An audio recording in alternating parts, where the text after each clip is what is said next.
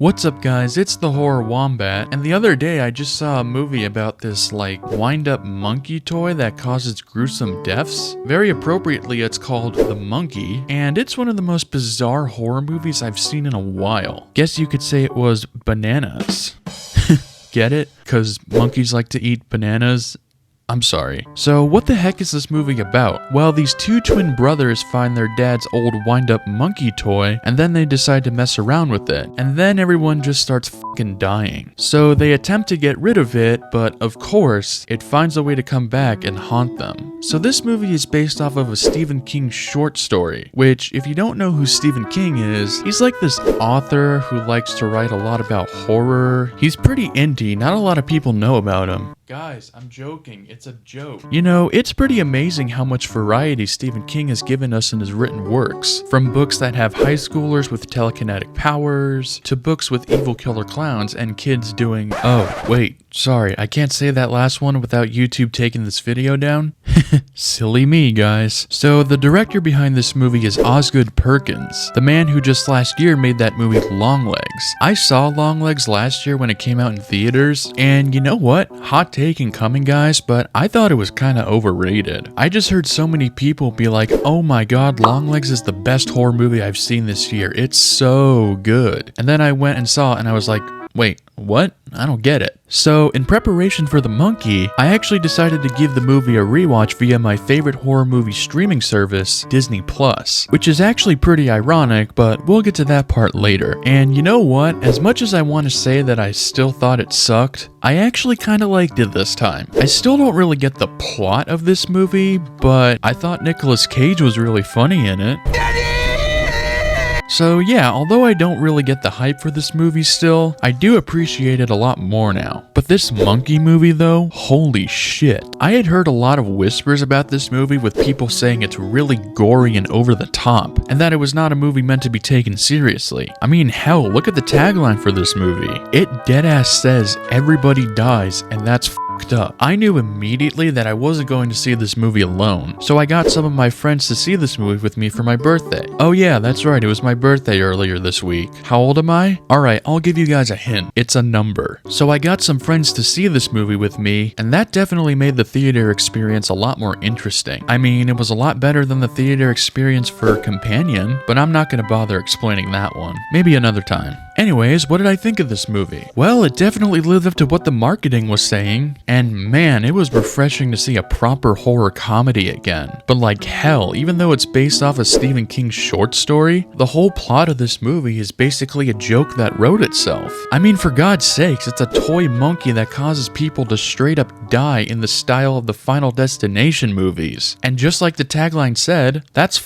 up. And speaking of deaths, well, I'm gonna be honest, I think they were a bit overhyped. Now, don't get me wrong, I thought a lot of them were creative and definitely garnered a lot of reactions out of my theater, but I feel like they could have used some more blood and guts for my liking. Although I probably shouldn't have said that now, because I think the FBI is gonna come knocking on my door pretty soon. So, like I said earlier, this movie follows two twin brothers, and they don't exactly get along too well. And once shit goes wrong with this monkey toy— oh wait, I'm sorry. In the movie, they actually say it's not a toy. Although, look at it. It's clearly a fucking toy. But whatever, once things start going wrong because of this monkey, the tension between the two twins increases, and as they get older, they become more separate. And then the main dude who we follow, his name is Hal by the way, he's one of the twins, he actually has a son in this movie, and he can't see his son except for once a year because of his past relationship with that damn monkey, which is actually kinda sad the more you think about it. Not only does that monkey cause the death of humans, but it also causes the death of relationships between family members, which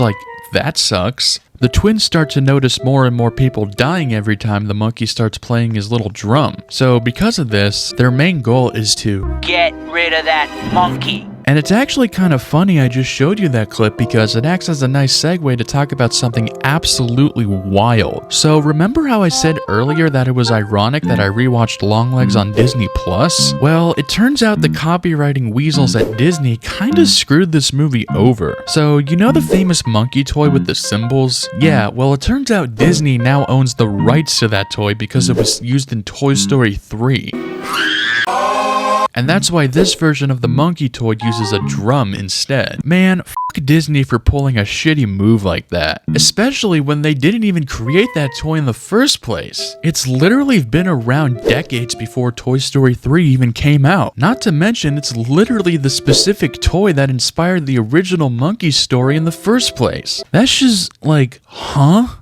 Anyway, sorry guys, back to the review. So one thing I think this movie does better than Longlegs in my opinion is its pacing. With Longlegs, it started off pretty strong, but then it started to lose steam as it went on, which is why I thought it was boring as hell the first time I saw it. I almost felt the same way about The Monkey, but then it won me over with its batshit final minutes. Kind of how I felt when I first watched The Substance, which, by the way, has one of my favorite horror movie endings of the last 10 years. Seriously y'all, The Substance is crazy as hell. But it's not The Monkey, so it's not really relevant to this video. Okay, so what else is there? Oh yeah, the cast of this movie is actually pretty stacked. Adam Scott from Parks and Rec shows up in this movie. He's the guy that plays the father of the twins. You got Rowan Campbell, that one guy that was randomly inserted in the last Halloween movie for some reason. He plays a really strange character in this movie. The guy from The Lord of the Rings shows up in a scene in this movie. And James Franco plays the twins in the movie. Oh,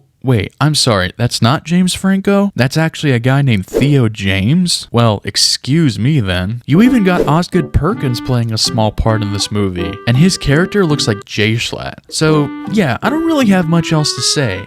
This movie is really cool and funny, and you should go see it. It's pretty much just Final Destination, but with a toy monkey. So, if you like those movies, then you'll know what to expect from this one. I'm gonna give this one a recommendation. However, if you're expecting some extreme gore, you're probably gonna be a little disappointed. Man, I don't think there's ever been a time where I've not recommended a movie before. You know, there was a movie that came out earlier this year called Mouse of Horrors that looks, pretty bad. It's another one of those Mickey Mouse horror movies, which there's definitely not enough of those coming out soon. Maybe if this video gets 100 likes, I'll review that movie next. I don't know. Oh, by the way, one more thing about The Monkey. I don't want to brag or anything, but believe it or not, I own one of the actual monkey props from the movie. You guys want to see it? Alright, well, here he is. Now, I know what a lot of you are probably thinking right now, and I'll go ahead and just rip the band-aid right off. Yeah, he's a lot smaller in person. Okay, all jokes aside, this is actually a really cool monkey popcorn bucket. They were only selling these at AMC, and my friends and I didn't see this at an AMC, but I still really wanted the bucket. So I had to drive to the closest AMC, which was about 30 minutes away from my college dorm, and then I had to cough up $45 just to get one of these f***ers. But I'd say it was worth it because, well,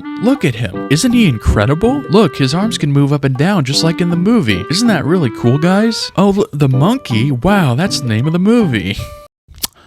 Alright, I think I'm done with this thing now. So yeah, hope you enjoyed this monkey review. Please like and subscribe, I guess. Oh yeah, by the way, thank you for 1,000 subscribers. That's pretty insane, not gonna lie. Okay, that's all I have for you guys today. See ya.